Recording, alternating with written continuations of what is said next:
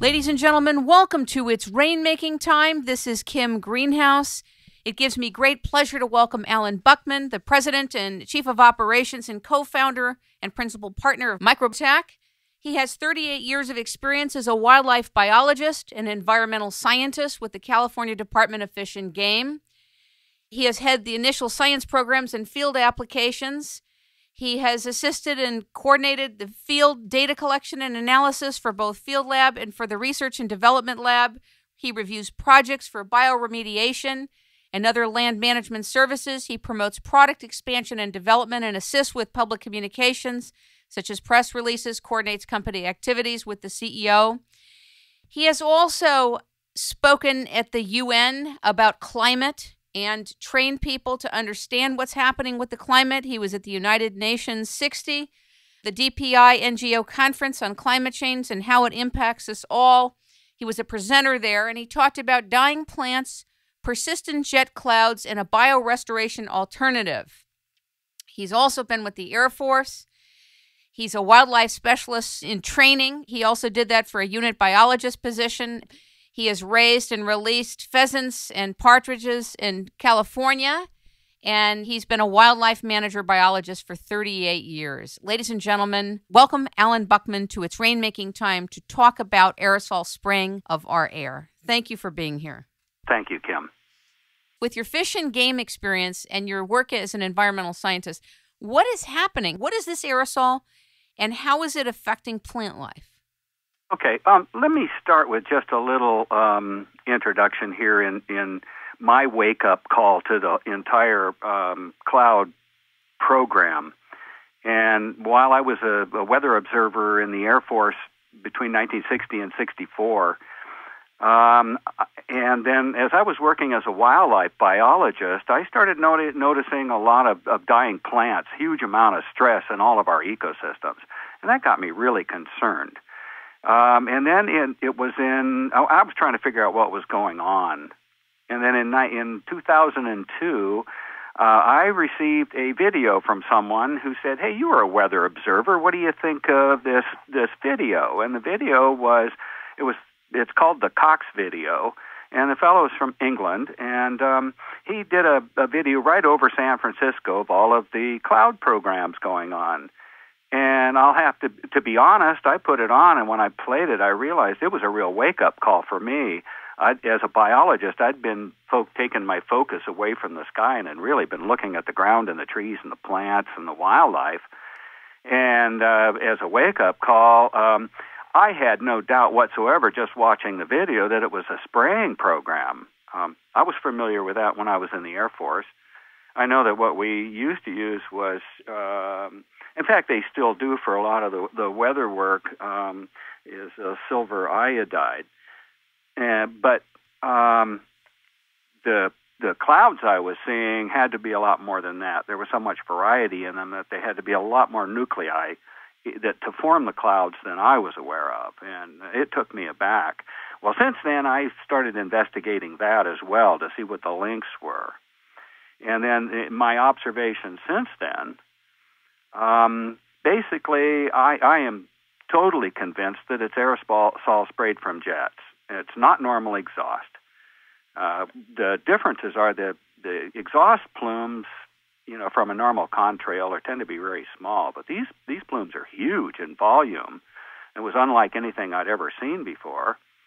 And the sprayed lines, they're not contrails, which are the normal jet exhaust that only persist for a short time. Well, these things were persisting all day sometimes and spread out into clouds. And as I was looking at the clouds, I thought, wow, they've come a long way since I was in the Air Force. But why are we doing all this? And is that, then it started to dawn on me that this sprayed clouds was doing a number of things. But just to get back at it, as I was watching the planes, I saw that the sprayed aerosols were coming from many areas of the wings sometimes from the tails, and that they weren't really going through the engines. I think the initial ones were set up, so you thought they were exhaust from the engines. But I can tell you after thousands of pictures and miles of video, it's really obvious that it's a program. And what does that mean to us? It's a program. Well, it means that somebody is intentionally spraying the clouds to create these effects. You know, Allan, I live in Los Angeles, and I see these planes all the time having nothing to do with the clouds. I see them over Studio City, over Santa Monica. They've been seen pretty much around the planet. We've got space shots of the cloud trails over the whole of California and over England and Australia, and it looks like most of the NATO countries. And I'm not sure the full extent of the program. I have friends living in New Zealand, and a few years ago in 2008, they had attended a seminar that I did, and they were sharing that there is so much spraying, even in New Zealand. I think it's way beyond the NATO countries. I think it's all countries it's going on. It's probably planet-wide. What have you noticed in terms of your work on the ground with plants? Talk about that, because I think that's really important for us to know. Well, other than my observations of the die-off and everything going on when I first started talking about it, well, it's like everything else. A lot of folks looked at me and said, well, what do you know about this? I was pretty much ignored for a long time until, the U.S. Geologic Survey biologist came out with a real study. See, mine were observations. I didn't really go in and do the tissue samples and all that. I had so many other things to do for the department that it was a little much for me to take on at the time. If I'd have realized the importance of it then, I think I would have done a lot more. Most of the observations and most of the sampling that has taken place has really been in Shasta County and in parts of Sacramento County. We started taking samples of snow, finding out that in some cases there were metallic particles in there, mostly aluminum, some barium. There's quite a mixture of different metallic types. It looks like metal salts. I hear there's strontium. Strontium, radium, boron. In fact, there was one professor who I heard a little presentation by. I'm sorry, I don't remember his name right now, but he was getting carried away a little bit by the types of materials and the types of clouds they formed. He says, "Oh, you see the puffy ones coming out the bottom." He said, "Those are boron. Then the long stringers are strontium." And I was going, "Oh, this is too much. They have all kinds of things they're doing." But then that kind of got hushed up. I didn't hear anything about that later. It's amazing. Things will come on, and then they kind of get hushed up. You don't really hear about them. I watched last night a new film called What in the World Are They Spraying? I was going to mention that.